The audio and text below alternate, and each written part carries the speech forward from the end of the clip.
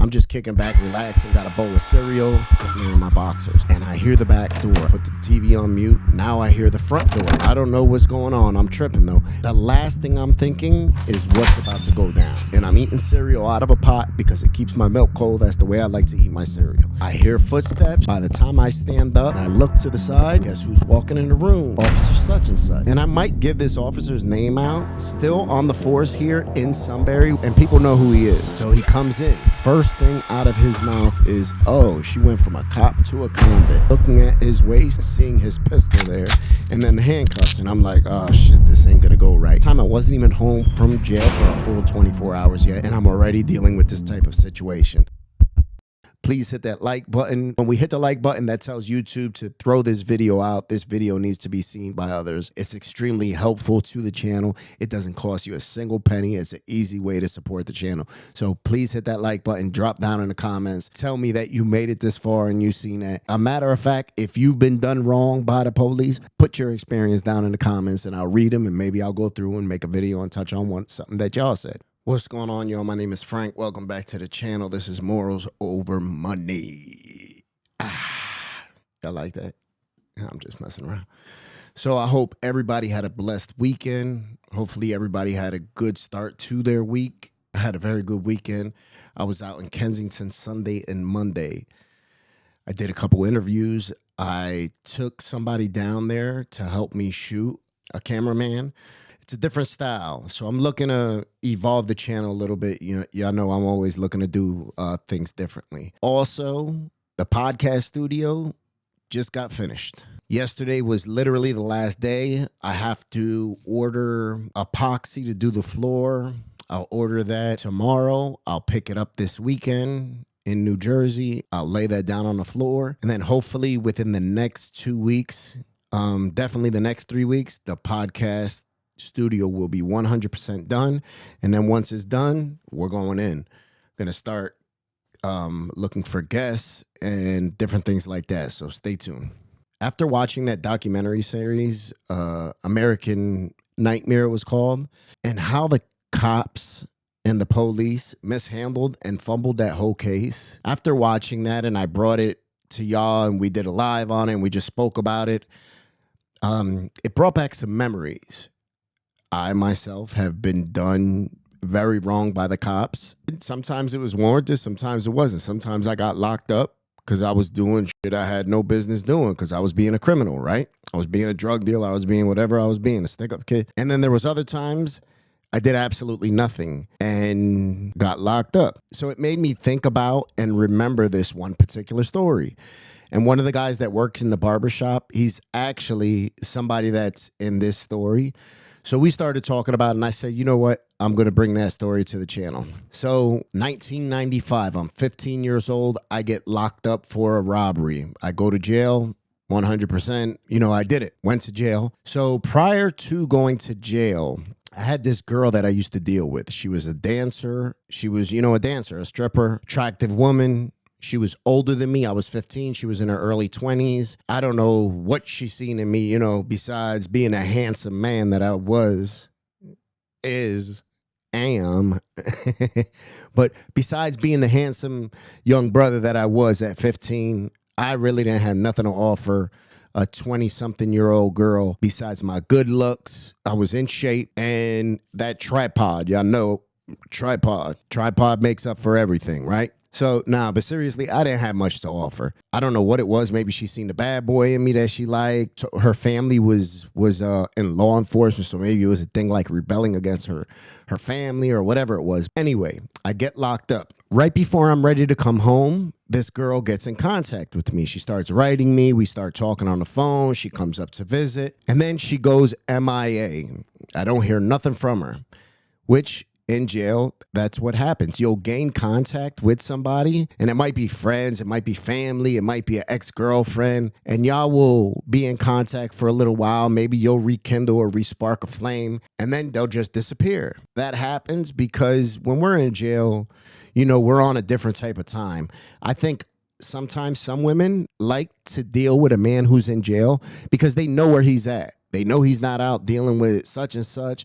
They know he's not going to be coming home late. They know he's not going to be picking them up late for work in their own car because they let him use the car. And now, they get out of work at 7 o'clock and homeboy don't come until 8 o'clock. All that type of stuff that women have to deal with, that men put them through. They know they don't have to deal with that when they're dealing with a man who is in jail.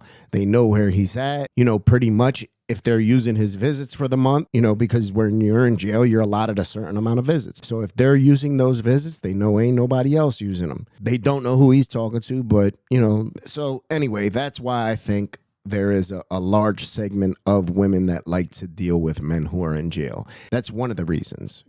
There's plenty of other ones. So when she went MIA, I didn't really think too much of it. I said, all right, that's the way it goes, right? But mind you, I was short to come home, and she knew that. So about 2 weeks later, one of my homies that we were on the same block, he comes to me and he passes me a piece of paper. He said, yo, this is for you. So I took it as a little strange, but I cracked it open and I instantly noticed the handwriting.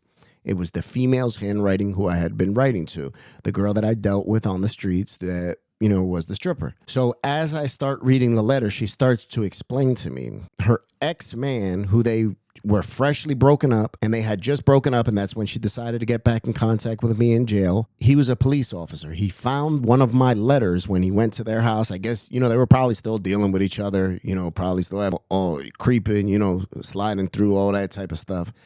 And he's seen one of my letters. So he ends up calling the jail under the guise of being a police officer and saying, yo, this is a case I'm dealing with.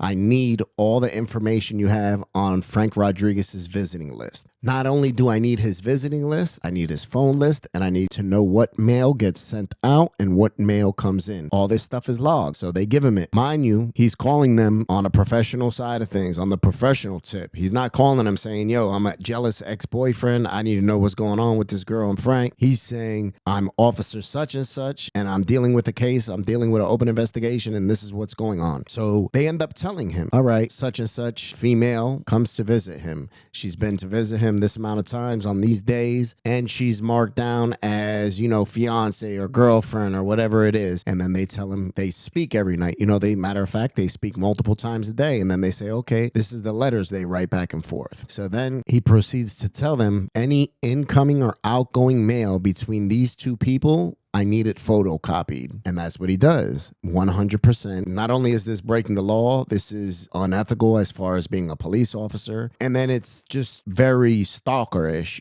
to say the least. So he ends up having any correspondence from that time on, he ends up having copies of. So this went on for, I would say maybe a month or something. She ends up catching wind of it. I guess he tells her, yo, I know y'all been writing. I know exactly what's going on. And he's just real jealous. I think furthermore, especially because he's in law enforcement. He's a police officer. Then not only that, this is a man, he was older than her. So she was in her mid-20s. Dude is probably in his mid-30s. And then he sees, what is she so attracted, or what is it about this 15-year-old kid, little boy, that has this girl leaving me? I have a career. I'm a police officer. I'm financially stable. I'm successful in my career. What is it that has her leaving me to go deal with this guy? And then you throw the race thing in there also. It's a white man and he sees this young Puerto Rican kid. I don't even have a car I'm 15 years old, like I said. Have absolutely nothing going for me besides my handsome face, my vicious physique, and a tripod.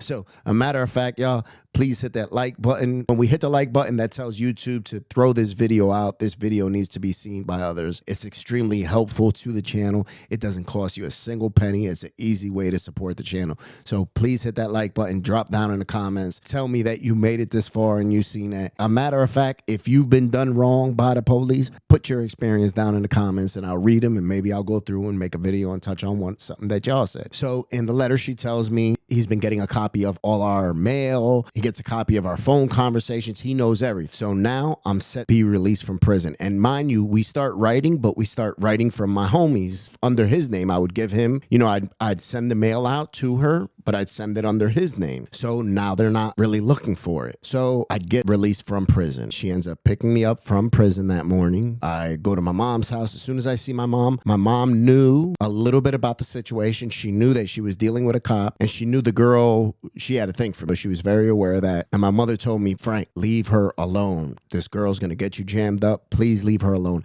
And my mom, ever since I was young, my mom had this thing. My mom had this intuition, and something inside of her told her that the cops were going to end up killing me, that I was going to lose my life to law enforcement. It was probably because I was very disrespectful. I had absolutely no fear or respect of authority. I was a knucklehead running the streets. She told me, look, don't deal with her. I didn't listen to her. I ended up going and spending that first night home at that girl's house. So anybody that has been to prison know when we're used to being in prison, we're used to waking up early, 5:30, 6 o'clock in the morning to beat the count bell, all that stuff. My first morning home from prison, actually, I wake up 5:30, 6 o'clock in the morning. I go downstairs. I'm sitting downstairs watching the news or ESPN. I'm sitting there in my boxers. I'm just kicking back, relaxing, got a bowl of cereal, and I hear the back door. I hear like a little noise at the back door, almost like the door handle jingle. I heard it, put the TV on mute. I listen.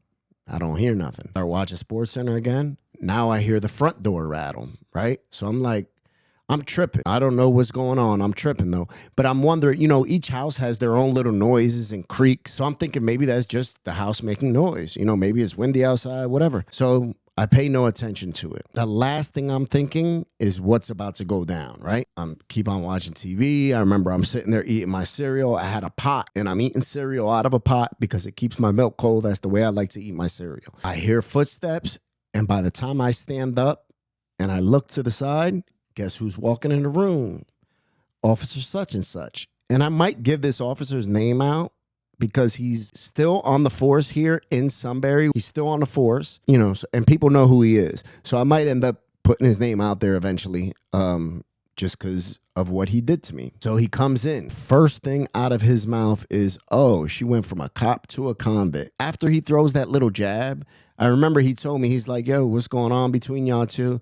And I just remember looking at him. He's taller than me, and I'm sort of looking at him, and I'm like, yo, you need to ask her. I said, I don't know what's going on, but you need to ask her. At this time, all I'm thinking is, I need to get out of this house. I remember looking at his waist and seeing his pistol there, and then the handcuffs, and I'm like, oh, shit, this ain't going to go right. I wasn't even home from jail for a full 24 hours yet, and I'm already dealing with this type of situation. Far from ideal for anybody who's been released from prison. So she ends up hearing me and him. We weren't arguing, but we were sort of like going back and forth. She ends up hearing that and comes running downstairs. She's yelling at him, you need to get out of here. I told you can't come back. This was her house. He didn't live there. Dude was married. So she was sort of like his side girl that he ended up falling in love with. So he had a whole wife and kids at home and was dealing with her on the side and sort of fell in love with her and was super jealous now. Now when they're having their argument, I hear everything, because when you hear two people that are angry at each other, the truth is going to come out. They're going to say the real. They're going to be so upset. They're going to try to hurt each other. That's exactly what happened. I hear her say, oh, you said you were going to leave your wife and you didn't want to leave your wife. And I've been dealing with you for this amount of time. And now that I decided to move on, all that type of stuff. And he just keeps on telling her, what does he have to offer? What does he have to offer? Like I'm not in the room with nothing to offer but this tripod, right? And mind you, Rachel already knows this story. If she didn't, I wouldn't bring it up. But I'm making light of it. It's a funny time now that I look back on it. It's dirty as shit what he did, but funny nonetheless. So I'm just sitting there like, yo, and I just go upstairs, grab my stuff, and I head out. I go home, and the second I walk in the door, my mom looks at me, and she said, what's the matter? It's probably 7 o'clock in the morning at this time. And I'm like, oh, nothing. Man, listen, as soon as I became a parent, I realized that our parents know exactly when something's wrong. We don't have to say anything. Parents know exactly what's going on. If they ever decided not to say something, not to further pry when they ask you, yo, what's going on? It's because they didn't want to deal with a fight and they're choosing their battles. So she kept on asking me, yo, what's going on? What's up? What's going on? You don't need to go back to jail. She said, did something happen with the girl? Blah, blah, blah.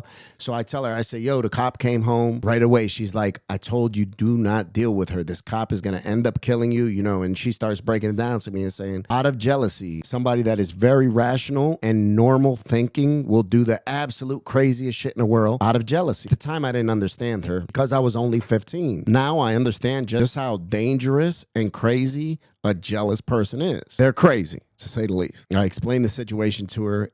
I could see her trying to work the problem out in her head, and she's like, I think we need to go to the police. I was like, oh, what do you mean go to the police? What are we going to tell them? That I'm dealing with his girlfriend? And she said, I'm telling you, he's going to try to do something to you. I talked my mom out of it and say, look, Ma, you're tripping. Let's just go on about it. About an hour later, my mom's phone rings. Guess who it is? It's not the girl. It's the police officer. He asked to speak to me on the phone. My mom and him, had a conversation because my mom was the one that picked up the phone, so I didn't even know at first it was the police officer. I know they were on the phone a little while before my mom called me to the phone and was like, yo, here, take the phone. As soon as I get on the phone, he starts talking to me, and I was like, yo, bang, I hang up on him. I told him, yo, I don't want nothing to do with you. Hang up on him. So later on that night, mind you, I had just been home. This is my first full day home. I was home about 30 hours at this time. Later on that night, I meet up with two of my friends, one who's working at the barbershop now. We're just hanging out. We're busting it up. They decide to smoke a blunt. Mind you, I'm on parole. I'm not smoking. I wasn't smoking no weed. I didn't have no weed on me. I was doing absolutely nothing wrong. They start rolling up this blunt, and as they're rolling and we're talking, it's probably 9:30, 10 o'clock at night. I happen to look up across the street. I was standing right in front of the dollar store. My sister lived in an apartment upstairs on Market Street in Sunbury for anybody that's local.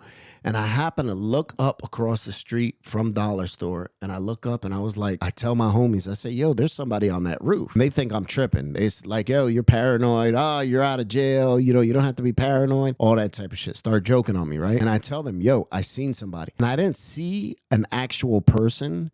What I seen was a reflection or a glare or glimmer, like off binoculars or a camera lens. That's what I had seen. The light hit it and I seen a glint. I'm telling them, I'm like, yo, there's somebody up there. And they're like, nah, you're tripping, you're home from jail, you don't have to do all that. That type of shit. Drop the soap games, that's what they thought I was tripping. So me, I don't have any drugs on me. I don't have any weed on me. I'm not doing anything illegal. So I said, all right, well, fuck it. If y'all don't want to, y'all the ones that need to watch out for the police, not me. So they light it up. They start smoking. There are a couple hits into the blunt, and then I just hear an engine rev. And that engine is screaming. You could tell somebody's stomping on that gas pedal. And I look up, and I just see, I hear the engine revving, and I see a car coming, and then I look down the other way, and I see another car coming, and I hear an engine revving, and then I hear a car coming behind me. There's a parking lot behind me, and I hear the car coming, and then as they get closer, I see the police lights, and I look back, and I don't see any lights. It's an undercover car. Mind you, there was somebody on top of that roof the whole time. I don't think that they were specifically watching us. I think they just happened to be watching that area. At the time, there was a lot of drug activity right in that area. And I think that's what they happen to be watching. Out of their car, me, I don't have nothing to worry about. Believe me, if I had any drugs on me or was doing something wrong, I would have took off running. I had absolutely nothing to worry about. The cops pat us down. One had some blunt papers and some joint papers on them. The other one had a little sack of bud, a tiny little sack, maybe like a dime or something. And they put it all on the car. And then they're searching me, and then they search me again. And then I hear them over the walkie-talkie. I hear them talk to the guy who's on the roof. And he's saying, no, check that one again. And he's speaking to me, speaking of me. And then I hear him say, hold on. And about 5 minutes later, guess who comes? The girl's boyfriend. And he checks me again and checks me like super thorough. And then he checks everybody again. He's asking the cops. And he said, what'd you get? And they said, we got this out of his pocket. We got this out of his pocket. And they said, Rodriguez didn't have nothing. And he's looking and he's like, you sure? Checks me again. And he says, all right, you can leave. Tells my two homies, he said, Rodriguez, this is all yours. And I remember looking at them, looking at my homies, and I was like, huh, did I hear him right? And then I look at the cops and I said, yo, y'all gonna let him do this? And one of my homies stood up for me and he was like, nah, that's not his. He's like, that was mine. So then the dude threatened him physically. Was like, yo, get out of here. I'm gonna bust your head. Still there. So now both of them are arguing and like, yo, that's not Frank's. No. My sister ends up hearing the commotion. She comes down from her apartment. In the midst of all this, me and the cop are arguing. The other cops have no idea why we're arguing. They don't even know that we like sort of personally know each other. And I didn't bring up what was going on, how it was, you know, sort of like a triangle, a love triangle or whatever it was going on. I didn't bring that up. I just told them, I said, damn, this is what you're going to do. You're going to do this. I said, this is what type of dude you are, you know, all that type of stuff. And then my sister came down and my sister told the other cops, oh, you know why he's doing this, right? They're sort of not really paying any mind to him. They start to put me in the back of the police car. And then my sister says the girl's name. And she said, oh, this is why he's doing this, because he used to deal with her and now my brother deals with her. And you could see the cops. Listen, it was like, you know, in the club when they scratch a record and everybody stops. That's exactly what happened. The cops stop and they look at him and they look at me. And I said, yeah, that's what's going on. I said, that's why he's locking me up. I said, y'all know that's not my work. I said, man, I just came home from jail. And then I just look at him and I look at my homies and look at the cop. And then I just shut up. I was like, you know what? I'm just going to let this ride out. Whatever happens, happens. Long story short, they stuffed me in the back of the police car, take me to the police station. My sister, my mom, her boyfriend, my homies, they show up at the police station. They're asking to speak to the supervisor. You know, it just went south from there. I'll leave that for a part 2. I thank y'all for listening to this video. Hit that comment section. Let's see if we get 500 likes on this video. Please and thank you. Stay blessed, y'all. Have a great night. Remember to be kind, loving, and patient. Stay tuned for part 2.